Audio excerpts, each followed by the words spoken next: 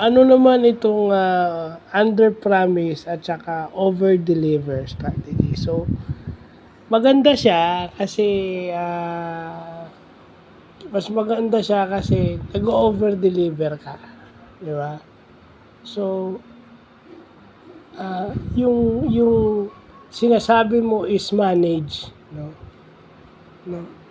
Kaso pag under promise ka kasi para ka nagsisinungaling.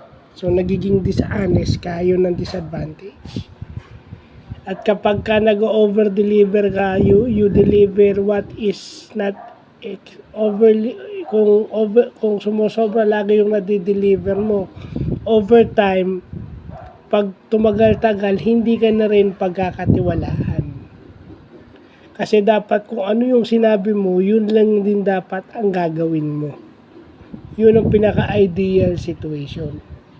Kung ano yung sinabi mo, yun ang i-deliver mo. Hindi ka pwedeng under promise and then sosobra mo yung delivery. Kasi in the long run, wala na rin magtitiwala sa iyo.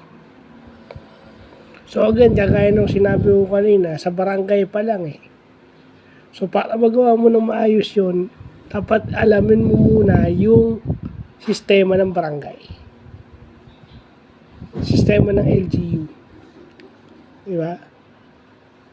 Ano yung pwedeng gawin ng barangay? Diba? Lalo na sa mga PWDs na alam naman nating marginalized sector sa Pilipinas for a long time. So yun, hindi lang sa sa management, di ba?